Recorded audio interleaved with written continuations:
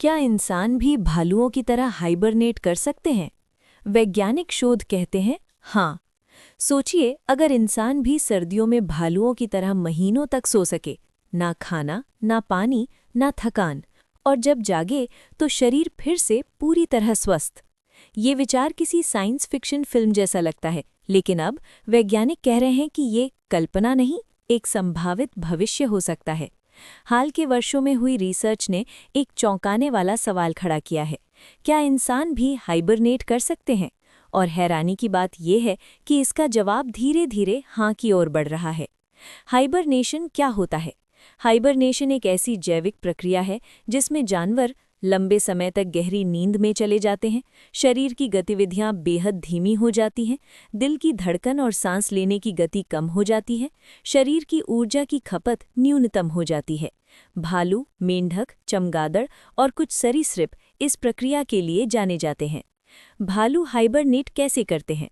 भालू सर्दियों में 4 से 7 महीने तक सो सकते हैं। इस दौरान वे कुछ खाते नहीं, पानी नहीं पीते, पेशाब तक नहीं करते। फिर भी उनकी मांसपेशियां कमज़ोर नहीं होती, हड्डियां टूटती नहीं, शरीर में जहर जमा नहीं होता। ये बात वैज्ञानिकों को सबसे ज़्यादा हैरान करती है। इंसान हाइबरनेट क्यों नहीं करते?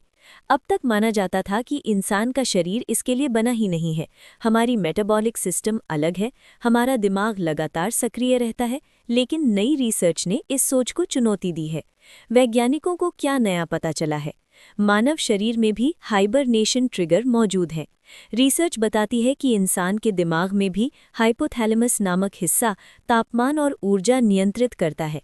यही हिस्सा जानवरों में हाइबरनेशन शुरू करता है। तौर पर इंसानों में भी मौजूद एक अवस्था।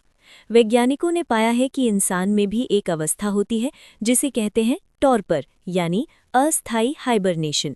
इस दौरान शरीर का तापमान गिरता है, ऊर्जा की खपत कम होती है, व्यक्ति अत्यधिक सुस्ती महसूस करता है। ये पूरी हाइबरनेशन नहीं है, लेकिन उसी का एक प्रारंभिक रूप है। चिकित्सा में पहले से हो रहा है इसका उपयोग। ये सबसे रोचक तथ्य है। आज भी अस्पतालों में गंभीर operation, heart surgery, brain injury के दौरान मरीज को मेडिकल हाइपोथर्मिया में रखा जाता है। इससे शरीर की ज़रूरतें कम हो जाती हैं, अंगों को नुकसान कम होता है। यानी हम पहले से इंसानी हाइबरनेशन का छोटा रूप इस्तेमाल कर रहे हैं। अंतरिक्ष मिशन और हाइबरनेशन। नासा और अन्य स्पेस एजेंसियां इस विषय पर गंभीर रिसर्च कर रही हैं। कारण साफ है, मंगल या उससे आगे की यात्रा में सालों लग सकते हैं, भोजन और ऑक्सीजन सीमित होती है, मानसिक तनाव बहुत अधिक होता है। अगर इंसान हाइबरनेट कर सके तो संसाधन बचेंगे, मानसिक दबाव घटेगा, लंबी अंतरिक्ष यात्रा संभव होगी। क्या इंसानी हाइबरनेशन सुरक्षित होगा? यही सबसे बड़ा सवाल है। चुनौतियाँ: मांसपेशियों का कमज़ोर होना, खून का थक्का जमना, दिमागी गतिविधि पर असर, इम्यून सिस्टम का कमज़ोर पड़ना। लेकिन भालुओं पर रिसर्च से इन समस्याओं के समाधान के संकेत मिले हैं। भालू इंसानों से क्या अलग करते हैं? भालुओं का शरीर प्रोटीन को फिर से उपयोग करता है, मांसपेशियों को टूटने नहीं देता, कैल्शियम का संतुलन बनाए रखता है। वैज्ञानिक अब इन्हीं प्रक्रियाओं को इंसानों में दोहराने की कोशिश कर रहे हैं। क्या ये आम इंसानों के लिए होगा? शुरुआत में नहीं। पहले उपयोग गंभीर मरीजों के लिए, दुर्घटनाओं में घायल लोगों के लिए, युद्ध या आपदा स्थितियों में। बाद में लंबी यात्रा, अंतरिक्ष मिशन, अत्यधिक बीमारियों में। क्या ये अमरता की दिशा में कदम है? कुछ लोग मानते हैं कि हाइबरनेशन उम्र बढ़ा सकता है, शरीर को रोककर समय को धीमा किया जा सकता है।